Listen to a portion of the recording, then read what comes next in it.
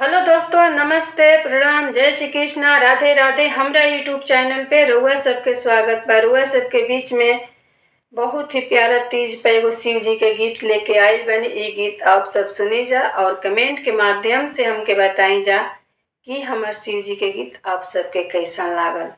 अगर हमार गीत आप सबके पसंद आवता तो ज़्यादा से ज़्यादा शेयर करी जा।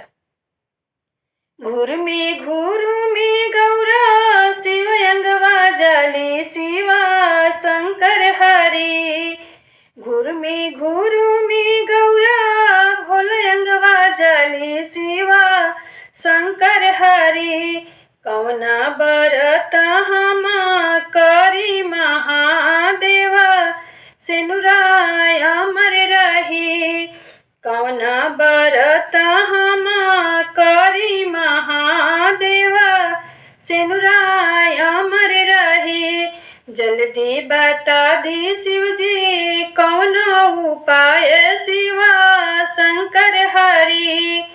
जल्दी बता दी शिव जी कौन उपाय शिवा शंकर हरि।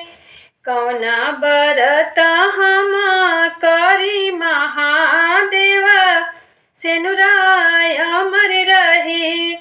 कौना बरत हम करी महादेवा सेनुराय अमर रही।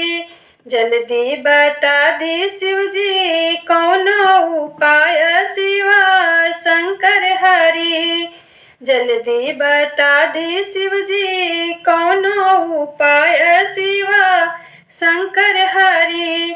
कौना बरत हम करी महादेवा सेनुराय अमर रही। कौना बरत हम करी महादेवा सेनुराय अमर रही।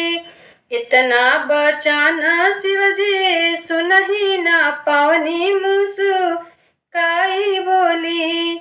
इतना बचन शिव जी सुनही ना पावनी मुस्काई बोली।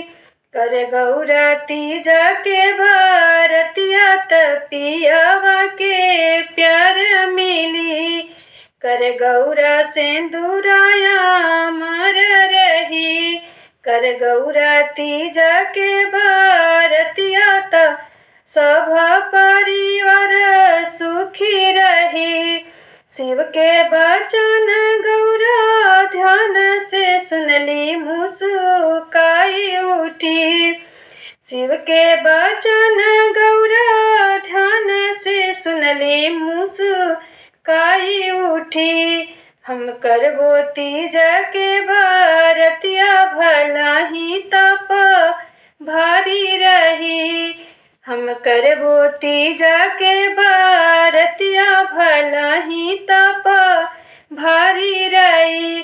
कैले ली गौरा रानी सोर हो सिंगार शिवा शंकर हरि। कैले ली गौरा रानी सोर हो सिंगार शिवा शंकर हरि। हथवा में लिहली जल बेला पत्र हाजी शिवा शंकर हरि। शिव के पूजा न गैली भोल गोहरौली शिवा शंकर हरि।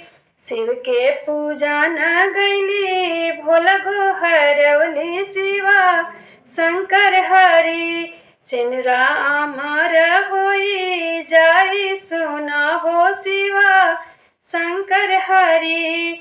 सेनुराय अमर होई जाई सुना हो शिवा शंकर हरि।